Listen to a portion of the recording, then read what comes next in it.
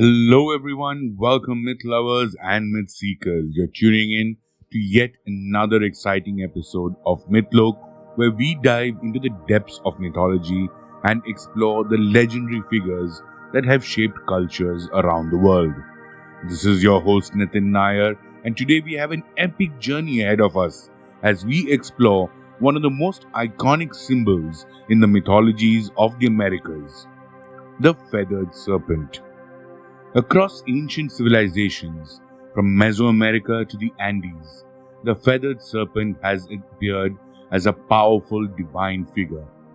It's not just a symbol of nature, but also a profound bridge between the earth and the sky, humanity and the gods. But here's where it gets fascinating. The feathered serpent appears in various cultures. Each one has its own unique version.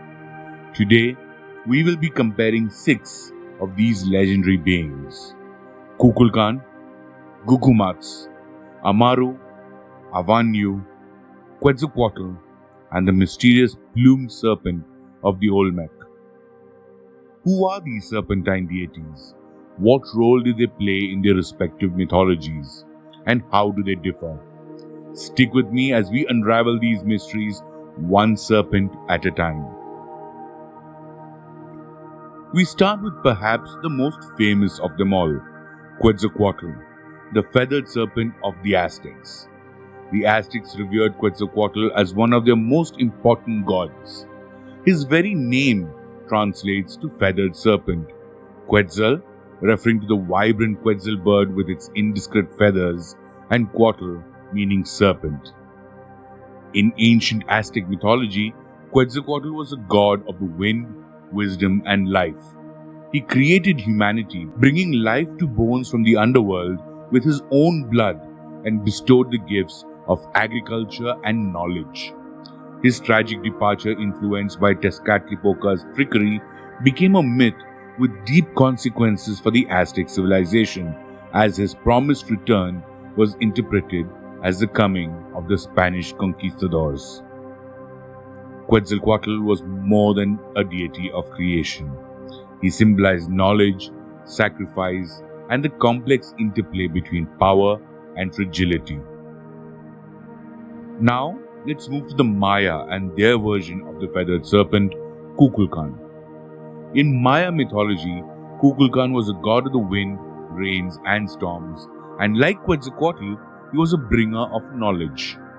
However, Kukulkan's influence was particularly tied to architecture and time, as seen in the Great Pyramid at Chichen Itza.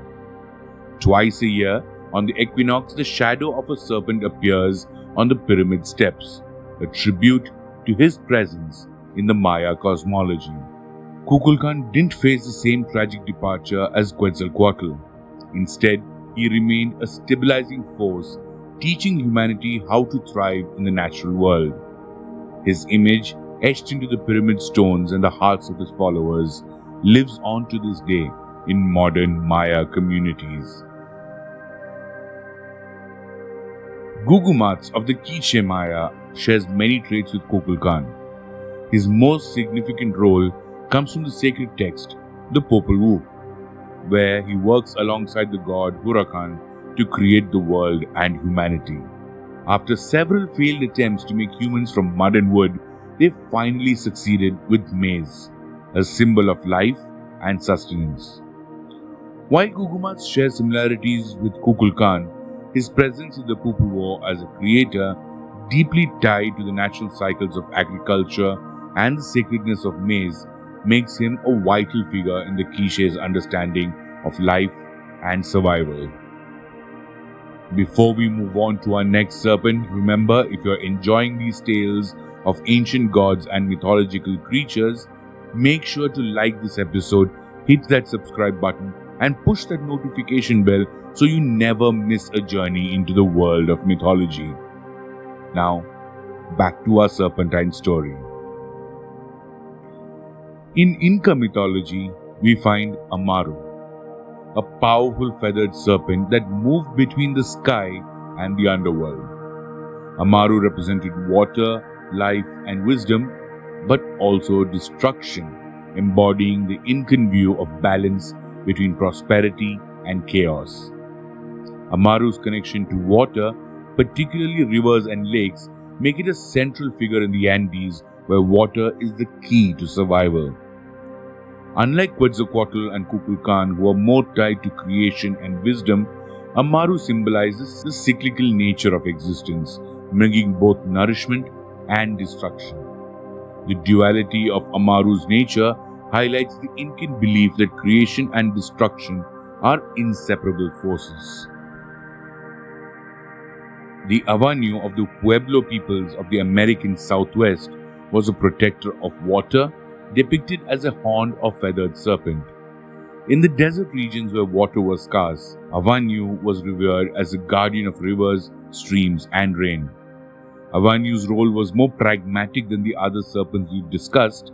While Quetzalcoatl and Kukulkan brought knowledge and creation, Avanu's sole focus was on ensuring the continued survival of the people by safeguarding their water supply. Its image, often found on pottery and petroglyphs, reminds us that survival in harsh environments requires divine protection.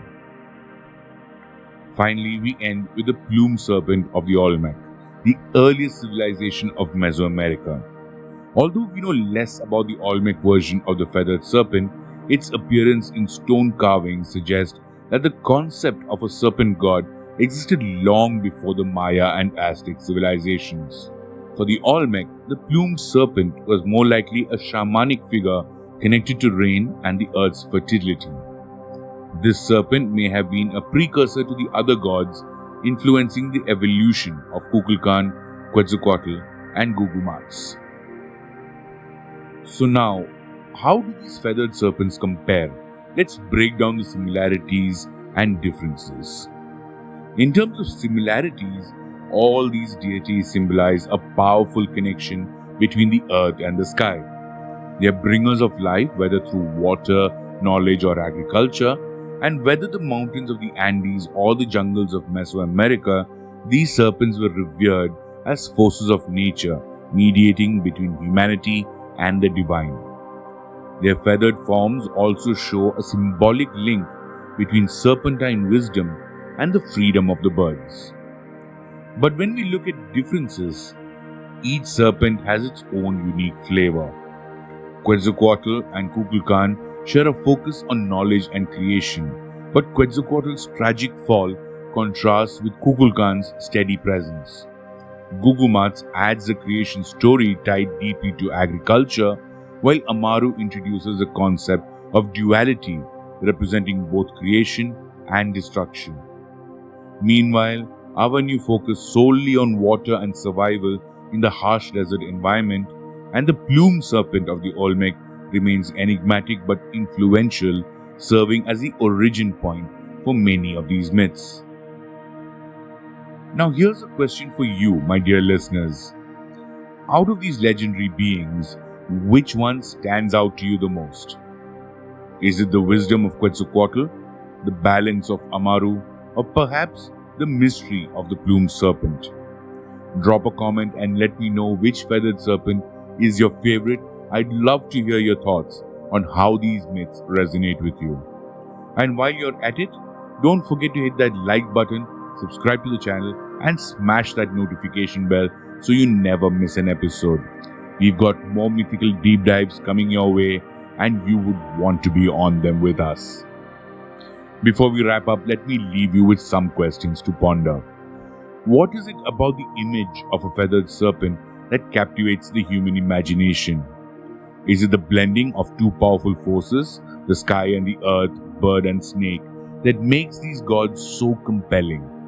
And why do so many ancient cultures, separated by vast distances, share such similar divine figure? Is it a coincidence? Or is there something deeper, perhaps a universal archetype that links all these myths together? And with that, we bring our exploration of the feathered serpent to a close. From the jungles of Mesoamerica to the high Andes and the desert Southwest, these serpents have left their mark on history and human consciousness. Thank you for tuning into this episode of Mythlok, where we keep the story of the ancient world alive.